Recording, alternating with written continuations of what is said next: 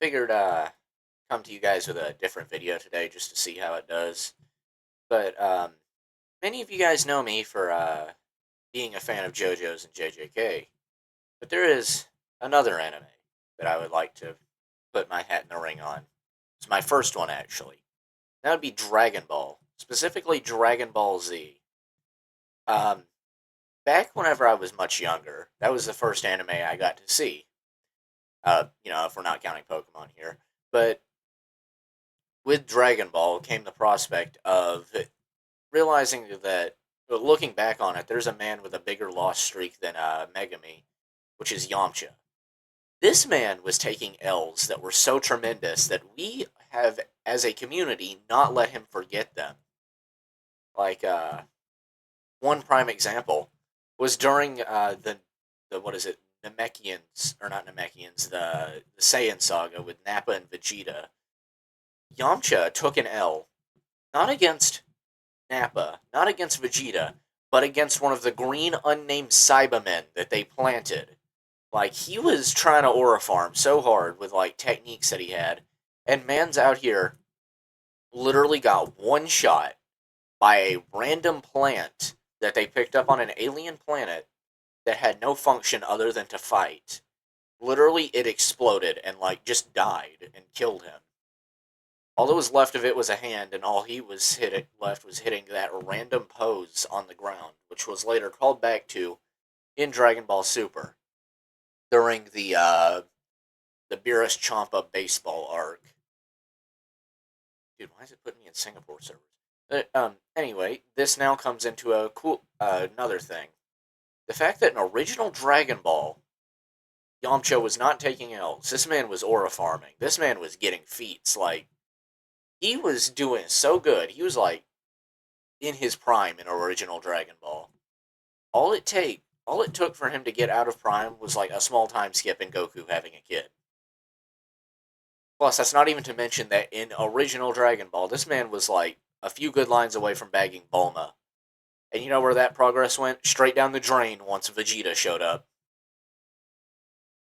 But another thing that comes with this, not only was he a fraud, he was the king of frauds in Dragon Ball. No matter which show you go to in the Dragon Ball series, whether it be Super, whether it be Daima, whether it be GT, even though it's not that canon, even though Daima basically canonized it, whether it be the remakes of Super that are going to be coming out, or whether it be any of the movies, one thing is universal. Yamcha is a fraud. Like, he is not beating fraud allegations. Like, everyone says, oh, Mr. Satan's a fraud.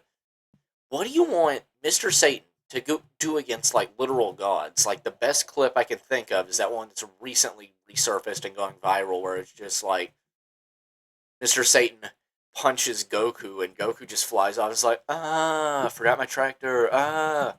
Like, that's a better feat than anything Yamcha has against Goku.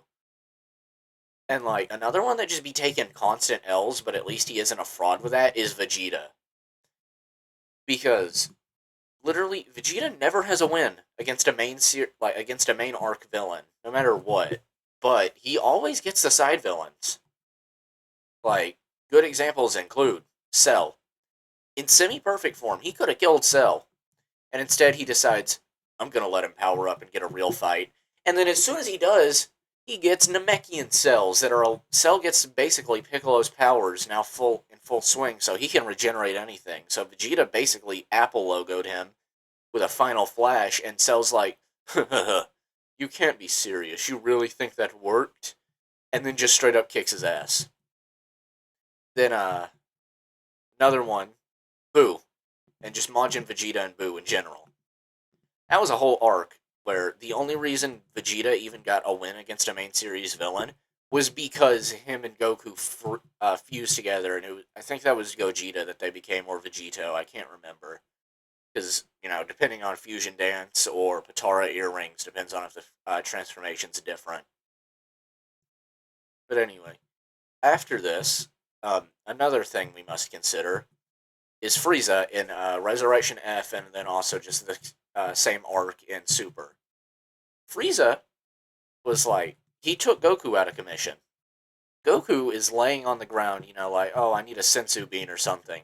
Vegeta comes in, and as he's about to beat Frieza, literally beat the gold out him, because he was using Golden Frieza, this man proceeds to nuke the planet, and then Whis has to rewind time, and Goku kills him with like a huge Kamehameha just for kicks and giggles, basically. Then the most recent example is during the Moro arc.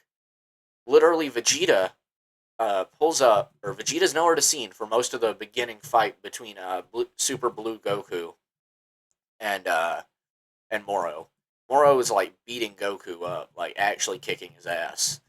Vegeta pulls up after Goku's taken out and is like, "Oh yeah, I'm winning." Yeah, and it must have been in Akira Toriyama's will that Vegeta will never win against a main villain because he saw, "Oh wait, Vegeta's winning. Yeah, no, I need to real quickly change that." So Vegeta gets humbled, and then they're both on the ground, basically begging for mercy because Moro is beating them so bad. And not even Goku's safe from like fraudulent activities because this might be a hot take to say, but while Goku normally wipes the floor with everyone else, the one person he can never beat in a fair 1v1 is Vegeta. No matter the conditions of the fight, Vegeta will find a way to win. Or, due to some other thing, Goku won't get the dub, but someone else will. Like, Majin Vegeta. That's a good example. Goku lost that fight. He could have won, but he lost. Another one is their original fight. They both basically pass out at about the same time, if I'm not mistaken. And finally, in Dragon Ball Super Superhero, um, Goku and Vegeta have a fight in base for the entire movie instead of helping Piccolo and Gohan back on Earth with Cell Max.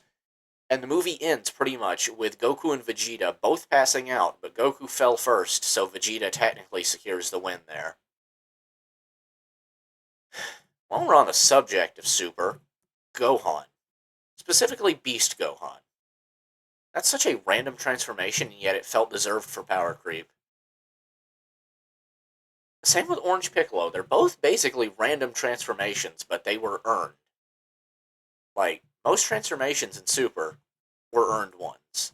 Like, we've got Super Saiyan God, Super Saiyan Blue, all those things. Um, and also, I guess you could say Top's transformation into a literal God of Destruction during the Tournament of Power. Which, by the way, that was like straight nonsense. Let me know if I should make a video on that. But then we also get Jiren, who is the king of haters. Like, there is barely anyone in anime who is a bigger hater than Jiren. Man, it nearly killed all of Universe 7's team just because he did not like Goku's message of friendship is magic. Like, seriously. But on to Gohan. Prime Gohan had gut punches that were so lethal that it literally knocked the wind out of Majin Buu. Who, keep in mind, Buu is a universal threat that whenever it's Resurrection F time, Frieza literally says, "My father told me that there are two beings in this universe I never mess with, Majin Buu and Beerus." So the fact that a kind of prime Gohan, like this is before Chi Chi basically made him lock in school and become like a gentleman. The fact that that version of Gohan was able to knock the wind out of him, not even to mention, it's literally a rage boosted Gohan is the most deadly thing in anime. Like, screw like Eren Yeager's rumbling. If you get a rage boosted Gohan, you're not surviving that thing because seeing Android, I want to say 16's head, get crushed by Cell was enough for him to, through rage, unlock Super Saiyan 2. And, like, this is where Goku was like, "Yeah, Cell, you're going to need a Senzu Bean for this because my son's actually going to. My son is a real fighter." Like, Goku was beating the brakes off Cell, basically walks away and is like, "Okay, Gohan, your turn." Throws Cell a Senzu Bean, and everyone's like, "Oh, dude, Goku, why'd you do that?" And it's like, dude, this is Gohan. He's been training with me for a month. He's gonna defeat Cell. Which everyone was right. He beat Cell. Cell literally got the Android 18 beat out of him and went back to semi-perfect form. So then, with this, he just decides, screw it, I'm blowing everyone up. So Goku just uses instant transmission teleports Cell to King Kai's planet, and it's just like, hey, you can tank this, right? And then blows up the planet with everyone on it, so everyone dies there. Cell comes back because like his left pinky fell off on Earth, so he regenerated from that. And now he has instant transmission and like the equivalent power of Super Saiyan 2. So Gohan just beats him up again and actually kills him this time with like basically a rage boosted Kamehameha. It just completely evaporates him, and this time they're sure he's dead. So now that they've got Android 18, and you know, yeah, yeah, Prime Gohan was a beast.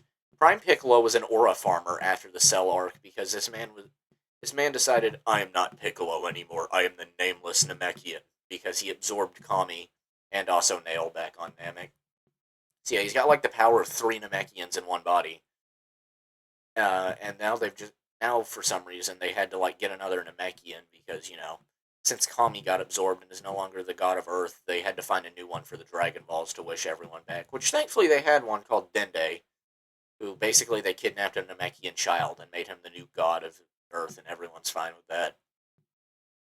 Anyway, yeah, Piccolo became an aura farmer because he's gonna go like.